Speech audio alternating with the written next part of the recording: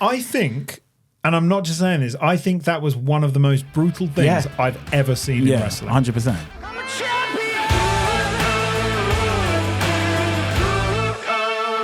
Should we talk about blood? Let's do it, baby. Interesting that Naomi, Bianca, and Jade were the hosts, the only black performers on the card. Perhaps a response. This goes on to my first random question of the day. Oh, hit it, Play the Ben. jingle. It's random question. There you So go. my random question is to the both of you. What race are you? Because I don't see colour.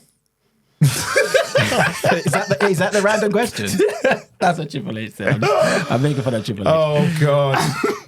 Okay, so that's talk about this. That's a very good opening random question. But in all seriousness, it's something I wanted your opinion on. Yeah, Skills, sure, of for course. obvious reasons. Of course. Because you're a black man. What? So You don't see colour. So Naomi, Bianca, and Jade were the hosts, and perhaps this was a response to all the noise on social that not many black performers have been a part of the PLEs in recent months. If this was a response, it's not a particularly strong response, because I mean, what is a host of a PLE? Nothing. I agree. And Put it in the bin. Exactly. Yeah. And all you're doing is doing a bunch of bad segments. put it in Every the bin. person suffers in that role. Exactly. But talking of not particularly strong responses, nor was Triple H's in the post-show press conference, because he was asked about this, and I do understand what he was trying to say. So do I. But he said, "I don't see colour. I don't keep track of these kind of things. I just see talent." Yeah. I don't see the color. I don't see the nationality. I don't see any of it. I just see talent. And I wanted your opinion on this. Yeah, it's a tricky one because obviously he was put, I'm going to give him some grace because he was put on the spot. And sometimes, when you're put on the spot with these kind of difficult questions or tricky questions or maybe sometimes a bit awkward questions, you kind of just say what comes into your mind and you don't, what I mean? I don't think he fully thought. If anyone asked that question previously, I don't think he's ever thought it through. Cody had a beautiful thing he said a few years ago. I don't know if he was in AEW at the time or maybe just when he just first started with WWE. I think I know what you're about to and say. they mentioned about, when people say, I don't see color. Cody said, I used to say that stuff. And until, I met my wife and she said, well, if you don't see color, you don't see me. And it's true because if you're running a multi-billion company where you have so many different races, not just black people, Mexicans, Asians, whatever, you need to recognize these people for who they are, even with their gender, their race, whatever. Because if you don't, you won't see the noise that comes with that. A lot of noise on the internet, especially racism. And, if you don't see any of that, then you don't really see your employees. You have to kind of have a care for that. You know what I mean? Yeah. It's very important. Yeah. What I will say, I think a lot of this is stemmed from the fact that Lashley and MVP has departed WWE. And I think a lot of people of color, especially black people, probably felt that they wasn't given their just due under the Triple H regime. Yeah. And okay, there's, you can agree with that. You don't have to agree with that. It depends on if you rate them or not. But I wouldn't necessarily say that's any reason to kind of come at Triple H with a question like that. In my opinion, I feel like just because Swerve is the world champion in a rival company and they're doing great things with him, that doesn't mean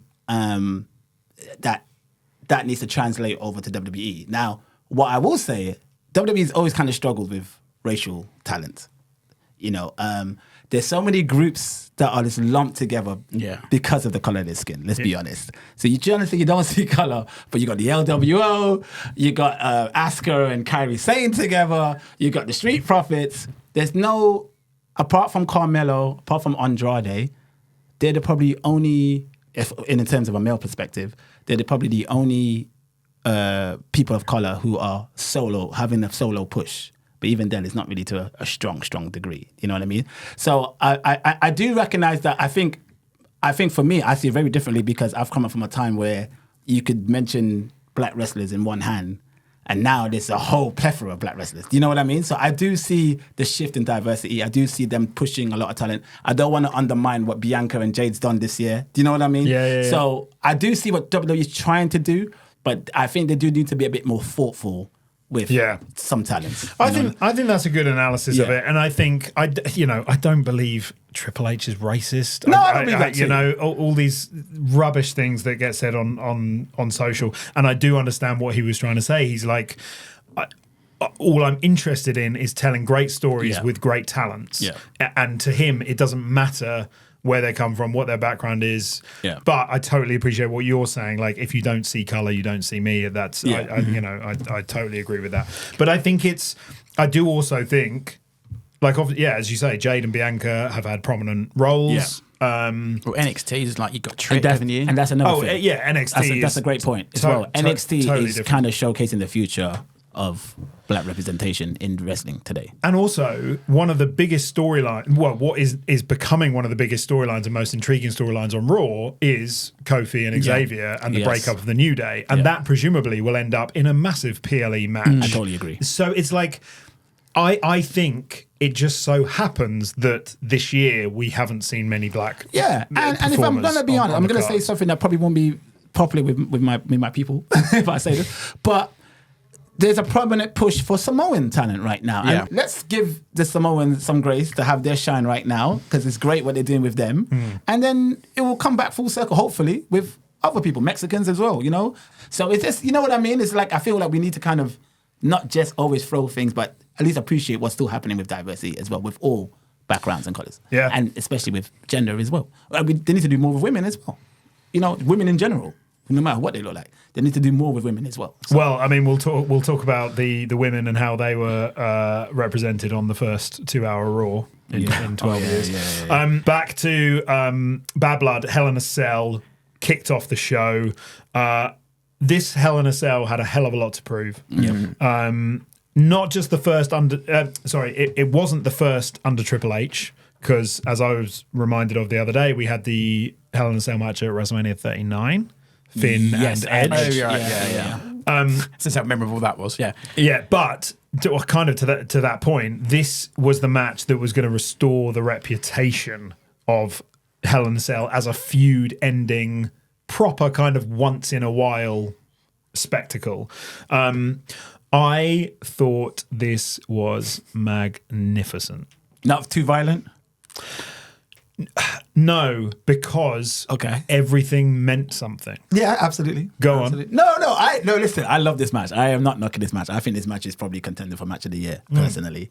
I want to be fair, because I feel like a couple of weeks ago we were a bit, I said I enjoyed the Hangman Page and Swerve match. But there were no injections into the mouth. No, I didn't like that. Yeah, I didn't agree with the injection in the mouth. But I felt everything else was quite cool with the spots with the breeze block. With the breeze block and all that. So I kind of, I just want to be fair. I totally get that, and I wanted to raise that as well. I think my point, or my problem, has always been with AEW that too much violent stuff happens for no reason when there isn't the storyline to back it up. Whereas it did in Swerve in that one it did. Because we'd seen houses being burned down and all that kind of stuff. So totally. Daniel Bryan being strangled with a bag, for instance. Yeah. Moxley just hating on him. Tried to kill him. Yeah. Where did that come from? So this is murder. That's the kind of stuff I don't particularly like. But when you've had a story build up for almost a year, and you get this blow off inside Hell in a Cell, as the match was designed to be. And there were some risks taken in this match. Definitely. I mean, that moment with Drew. Oh, that's what I was going to say. Like, on the corner of the steps. Of all the violence and all the headshots and the toolbox to the head that clearly cut in the hard way as well. The thing that made me wince the most was that Claymore he missed and onto the corner of his... Oh. I think... And I'm not just saying this, I think that was one of the most brutal things I've ever seen in wrestling. 100%. Because there is no way to fake it. Nope. It was a huge risk. Like, I've never had such a visceral reaction watching wrestling. Like, I was sat there on my sofa, laptop on my lap, and I literally flung myself forward in shock. My laptop almost fell off my lap, and my hands just went over my mouth for 30 seconds at least, because I was like, in the intake of breath, I was like, I cannot believe what I've just seen. It was horrendous. Props to Drew McIntyre. Yeah, 100%. Wrestler of the year, Drew McIntyre for me. I have to say, he was phenomenal in this absolutely match. phenomenal. Don't get me wrong, Punk was both were. brilliant. Yeah, they both both were. But Drew, It was an astonishing match. I really honestly feel like it's so many bits. Drew's back being slammed onto the upside down table. Yeah. So landing on the folded metal legs, that can't be faked. That would have hurt so much. Interesting, by the way, there were a few fix the screens chants from the crowd. Were there? I didn't notice that. And the reason I thought that was interesting was because we had the same, Ben, I don't know if you remember, during the Punk Drew match at Bash in Berlin, where there was not the kind of blood we saw in Hell in a Cell, but there was, they were beating the tar out of each other and there was a bit of blood and the screens weren't on. And I do wonder if there's something about blood and having it on the big screens. that's so interesting. In arenas. I don't know how, I mean, if anyone listening to this was there in Atlanta, then let us know how long the screens were off. But I just found it interesting that it's happened at both Drew Punk matches on PLEs. But the energy in this match, the way that they were selling being slammed against the cell wall, it just made everything so legitimate. The and suplex, real. the suplex off the superplex into the corner onto the table. Through the table. That was another that moment because I was a just good like, spot. But also masterfully Punk's done. body, The like, toolbox. What about the toolbox? Yeah, the toolbox. Punk's been made of glass for 18 months. I thought this, I'm not Kevin Clifton, but I'm in his camp of like, I'm not a fan and I'm worried about his body that he can take that anymore. But good God. No, yeah. And Punk was out there to prove the doubt. oh, God, yeah. Well, he said that on Raw, didn't he? Yeah, he was out. He was out And to prove he it. did. And Yeah. he did, 100%. I mean, he did. But the thing is, the months and months of storytelling was what made this. It wasn't the bumps on the steel. It wasn't the weapons, the No. toolbox. Like, they all meant something because of the story that was going in, and just the energy between the two of them and the pace of it. I honestly thought it was like the perfect match. Yeah, no, it was brilliant. It was. I honestly think. I don't think there's no apart from maybe the main event of WrestleMania this year. It's probably the match of the year. Yeah, I'd say so, yeah. I mean, I think it's a better quality match I would than say so Cody too. and Yeah, Cody Dave and Meltzer Roman. might disagree. Yeah, but- of course, because WWE are not allowed to have any 5-star matches. No, But what you said at the top of the talking about that is what I took home from it is that for too long, Hell in a Cell has been a match forced into a feud. Yeah. Which we didn't need. We didn't need a pay-per-view around it. It was just the most stupid idea to sell toys or whatever reason. The fact that I think Michael Cole said that The Undertaker had been in 14 Hell in a Cell matches. That's too many. No, it is. For that gimmick to mean something. Yeah, it's true. Way It's too so many. true. So true. And this made me think this is what it needs to be. Like, I remember, I always go back to it when I think it's Triple H and when him and Cactus Jack feuded, and they say the words Hell in a Cell, and you see Triple H's face, and he reveals himself to be Cactus Jack. But that's what it needs to be again. Not like, oh, it's a Hell in a Cell match. It's like, oh God, we're going to kill each other. What did you guys think of the ending? I loved it. With Well, the chains. As ridiculous as it sounds, those bracelet beads were the equivalent of Undertaker cracking Shawn over the head with a chair in '97. Like, that spot was the end of that story. Amazing spot. And the beads ended the story. yeah. And it was like, when they first came out, I was like, I'm not even disappointed that they're not thumbtacks. Yeah. What a beautiful thing that was. What a brilliant way to round it off. And just to your point, Ash, is like all those years of Vince booking Hell in a Cells and creating a pay-per-view around Hell in a Cell, you can put anyone in there, you can put all the weapons in there, do all the spots in there. They're forgettable. So few of those matches are memorable. Whereas So the forgettable. ones that are story-driven, like Taker and Mankind, Taker and Shawn, this one. I mean, this is 100% in top 5. Yeah. I mean, I would even say, this is probably... As a match, because the thing you think about Taker and Mankind, that weren't a match. No. And it lasted like 10 minutes. That was memorable because of what happened in it. Yeah. Cactus Jack, Triple H, I think is the best one. I agree. What, from No Way Out? Yeah. I love that. Oh, no, wait. Oh, no, 'cause I'm thinking that's of the not first- Ben. That's no. not Ben and Shawn and No, 'cause Taker. I'm thinking of the Sorry, first one. What was the You're first thinking one? about... Shawn and Taker. No, you're talking about the Royal Rumble hardcore match. Oh, it's a hardcore match. Yeah, That's that's right. right. Yeah. In the That's Gardens. one of the best matches. That's better, yeah. That was superb. But no, Shawn Taker takes it. for Hell in a Cell. Cell, I honestly think this is number 2 for me. Yeah. I would say yes. What- I'm trying to think of more End matches. of an era match? Or was that too long? Nah, I think for me the end of era match was very overrated. Yeah. Sorry. I'm just I'm plucking What ones about out. the Usos and New Day? That's not better than this match, but No, that was a good That one, was a but very that's- good yeah. match. That was great. But no, there's so many. What I'm about trying to Seth think. Rollins and the Fiend? Nah. In the dark. But that's a perfect Yeah, example exactly. of that match shouldn't have happened. But this was you're You're probably right, James. Yeah. You're probably right. it's up there. 100%. And Punk wore tights the same as Shawn HBK Michaels. did. Yeah, he paid homage to H. Shawn. Yeah. I just I thought that is a James wet dream if ever I've seen It really one. was. It really was. But this was a bloody masterpiece. Yeah. And it didn't outstay its welcome. No. It had a start, middle, and end. The crowd were hot throughout. It was so dramatic. Like so dramatic. Yeah. The way they were selling everything to do with the cage, it made it feel like a proper scary place to be. It was also frenetic, them trying to get the win.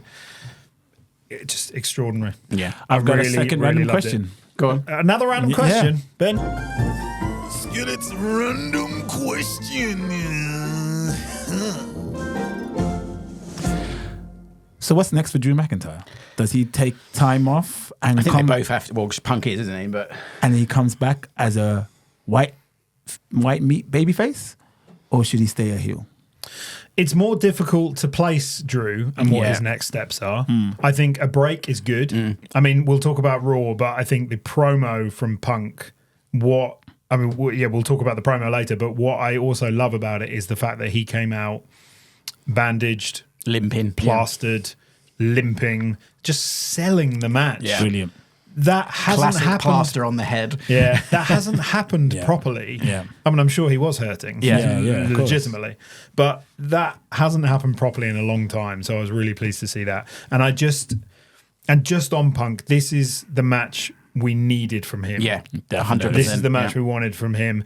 And this is like not to bash AEW at all or the tribalism between WWE and AEW. But when Punk came back, there was so much talk from AEW fans saying like, "Oh, he's your problem now, and he's gonna be a poison, and he's gonna he'll fall out with someone backstage," and none of that has happened. Exactly. Yeah. None of that has happened. He's been totally validated. Like we've talked a lot about his promos. Not every promo has been on fire. Nope. But you can say that about any wrestler in any era at any time. Even if you're the best on the mic, you're never going to be incredible every single week. But generally, he's been fantastic. Absolutely. And this has been incredible storytelling from Drew. Yeah, like I was about 100%. to No. speak up for Kevin then. 100% from Drew as well. Yep. It takes two to tango Yeah, absolutely. completely. But I just could not be happier for him because this has been masterful I storytelling. love how things work out because, Drew, we all know he worked his ass off for WWE, busted his ass during the COVID pandemic, became the world champion, obviously in an empty arena, unfortunately, but really worked really hard. And then it just felt like after that, things wasn't really working out for him to get back into the spot of being a main eventer. And then, the news of Punk coming in legitimately pissed him off. Yeah. And he just didn't care anymore. He pivoted. He just Yeah. let loose and he just decided to say whatever he wants, move a certain way, and just I don't care. You brought back Punk. I'm just going to be whatever. I'm going to be a different Drew now. And it's just worked out and it's culminating in the best feud of the year. Easy, yeah. Working with somebody that he probably doesn't really get on with, but they're making it work. And it's worked and it's been a great feud and a great payoff with this Hell in a Cell. I can't wait to see what happens with Drew when he gets back. Honestly. I'd keep him heel. You have to, there's no question that he's not a star now. No. yeah. He's brilliant and he's obviously doing the best work of his career. This match, I mean, this was his best ever match in his career. I agree. Yeah. 100%. Yeah. This was CM Punk's best match of his career. Yeah, easy. Yeah. I would say. Like you from a story point of view as well. and even when I think of big storyline driven matches, I think of things like Money in the Bank. Money in the Bank, Cena 2011. Okay. However, if you look at the physicality and the work that John Cena was doing at that time, that match from an in-ring standpoint, whilst it was shocking and the story was incredible and he left with the belt and all that drama in Chicago, it still doesn't hold a torch to what they did in Hell in a Okay. Cell. I feel that's a fair point. I think it's feel that's a both fair of their point. best I feel that's a matches fair ever. point. No, I think, I can't disagree. And just with Drew, to your point, whilst the timing was so off for him because of the pandemic, and that was such a shame, I think the timing of everything happening this time around has just been so perfect because, he was like, I'm going to say what I want now, but he was given that freedom by Triple right. H and team That's right. to be able to run That's with right. it. So it's just all in all, like, It's worked out, I mean, let's do it. if they ever put Absolutely matches superb. into the Hall of Fame like the UFC do, that match is a Hall of Fame match. That's a good one. Which I think they should do. Well, they're by going to the run way. out of people or something. We should do. We should do a list of the next episode of GP. A list of Hall of Fame matches. Let's put it out there to the community. Yeah. And by the way, me and producer Ben had a good old sesh this morning about the GP community. Some news on that is coming very imminently, so it's going to be a lot of fun. So we'll do this kind of stuff on there in future. However, for the time being, hello you at www.gp.co.uk. What match would you put in? Let's compile a big list and we can run through them really quickly next week. Which match would you put in the WWE Hall of Fame? Yeah. I think that's a great idea. Yeah. Or let's call it the GP Hall of Fame. Yeah. Yeah. We've had a Hall of Shame. had a Hall We of did the Hall of Shame a long time ago, so let's do a match Hall of Fame. I want to hear from you. I'm a champion!